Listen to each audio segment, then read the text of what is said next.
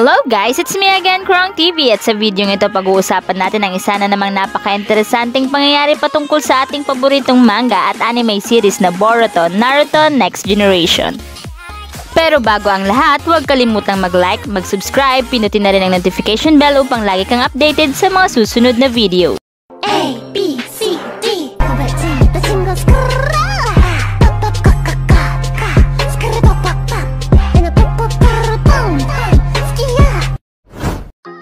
Sa video ito pag-uusapan natin ang mga nangyari sa bagong chapter ngayon ng ating paboritong manga at anime series na Boruto, Naruto Next Generation, which is ang chapter 60. So sa previous chapter nga ay ipinakilala sa atin ang bagong villain, which is si Daemon. Si Daemon na small but terrible.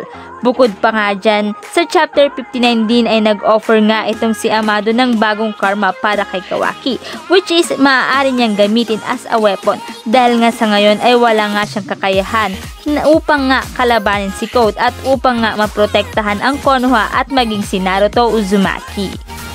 At ngayon dito sa chapter 60 na mayroong pamagat na A Place to Belong. Sa first chapter nga guys ay pinag-uusapan nga ni Shikamaru ang kakayahan nga nitong si Code. Kung matatandaan guys ay may ability nga itong si Code na kaya nga niyang mag-travel sa kung nasaan yung black mark nito o yung tinatawag nga nilang claw marks. Kayang padaanin ni Code ang kanyang claw sa kung nasaan man ang mga markings na ito at ito nga ay inihahalin tulad nga nila sa Flying Raijin ng ika-4 na Hokage na si Minato Namikaze. At bukod nga dyan, gumawa na rin ng hakbang ang Konoha upang nga magbantay at mag-check kung ang Konoha nga ba ay makakakitaan ng mga ganitong markings dahil ayon nga sa kanilang usapan may nakita nga silang mga multiple markings sa ibang mga village sa Shinobi World, ngunit wala pa nga silang nararamdamang presensya nitong si Code. At dahil nga dito ay hindi makapaniwala itong si Shikamaru na ang 5 malaking village sa Shinobi World ay talaga namang pinaghahandaan nga itong si Code. So dahil nga dito guys talagang mapapatunayan na talagang napakalaking banta nitong si Code sa buong Shinobi World. At bukod nga sa buong village ay minomonitor nga din nila sina Naruto, Boruto, Sasuke, Kawaki at itong si Amado. Dahil kung matatandaan nga guys, di ba? Sila nga ang pinaka main target nitong si Code. Gusto ngang patayin nitong si Code si Amado dahil sa ginawa nitong pagtatraidor kay Ishiki at Sakara. At bukod nga dyan, dahil na rin ito sa pagkamatay ni Ishiki Otsutsuki. So dahil dito naging main target nga niya itong si Naruto, Boruto, Sasuke at Kawaki. Kung saan nga ay tinuring nga ni Code na Diyos nga itong si Ishiki at hindi maitatangging very close nga sila sa isa't isa. So ito nga guys yung sumunod na part. Hindi nga mapakali itong si Sumire kung saan nga ay gusto nga nitong malaman ang lahat-lahat ng plano nitong si Amado para kay Kawaki. Dahil kung matatandaan nga guys, di ba, nag-offer nga itong si Amado ng bagong karma kay Kawaki upang nga magamit niya as a weapon. Ngunit sa kabilangan ng pagtatanong ni Sumire kay Amado, ang sagot nga lang ni Amado sa kanya na ang takot o ang pangamba na nararamdaman ni Sumire ay wala ngang basihan. At bukod nga dyan, sinabi rin ni Amado kay Sumire na wala nga siyang intensyon na kahit anong masama sa Konoha. At maya-maya nga guys, may napansin nga itong si Sumire. Napansin ni Sumire ang isang capsule o ang isang container na may kung ano. At muli ay tinanong nga niya itong si Amado, but still limited pa rin ang mga sagutan nitong si Amado sa kanya at pinapalayas nga niya itong si Sumire dahil sa busy nga daw siya. Ngunit hindi nagpatinag dito si Sumire. Tinanong ni Sumire kay Amado kung bakit ayaw niya itong sabihin. At dahil nga dito guys nagsalita na nga itong si Amado tungkol nga sa kung ano ang nasa capsule o kung ano ang nasa container na ito.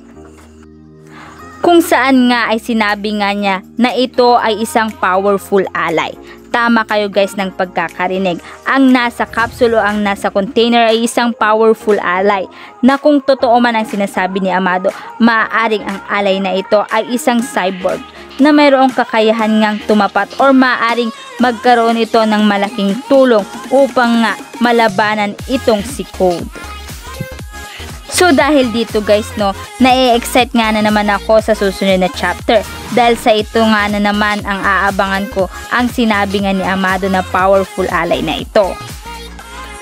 So ito na nga guys ang next part, which is sa hideout nga ni Boro, kung saan nga ay nagkukulit pa rin itong si Damon kay Code hanggang sa lumabas nga itong si Bug.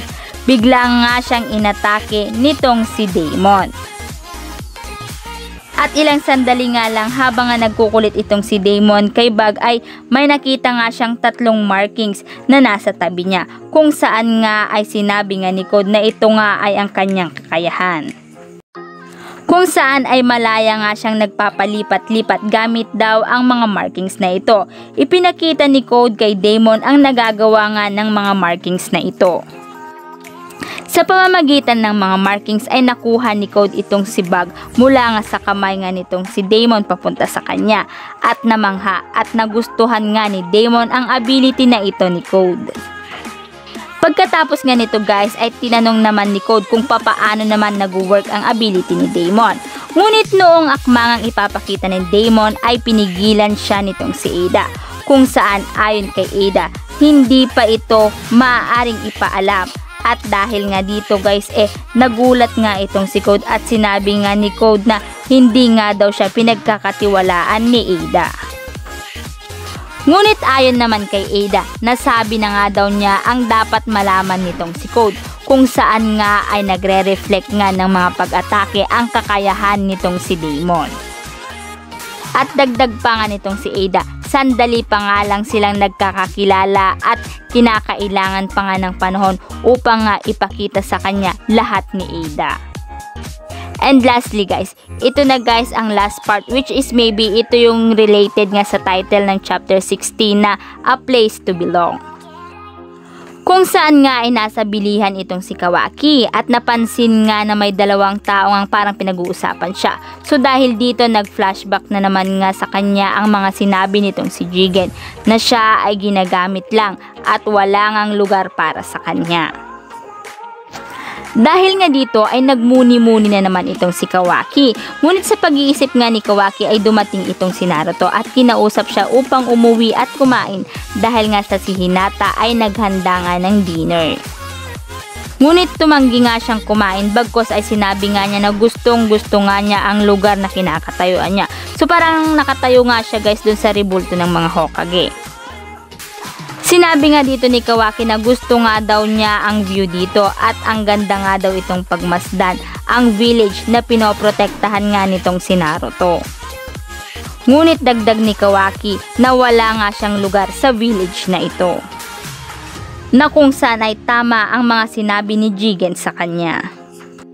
At dahil nga dito ay binuhat siya ni Naruto at sinabing si Jigen or si Ishiki who cares, at inuwi nga niya itong si Kawaki at tinawag nga niya si Kawaki na may stupid son.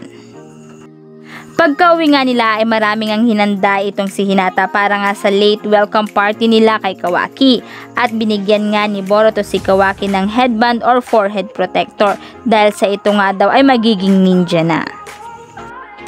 So matapos nga nilang kumain guys ay nagkaroon nga ng heart-to-heart talk itong si Kawaki at si Naruto, at sinabi nga ni Naruto kay Kawaki na ang lugar mo ay dito, mananatili ka hanggang kailan mo gusto, pero kung hindi ito ang nararamdaman mo, ibig sabihin lang nito ay hindi ko nagawa ang aking trabaho bilang isang Hokage.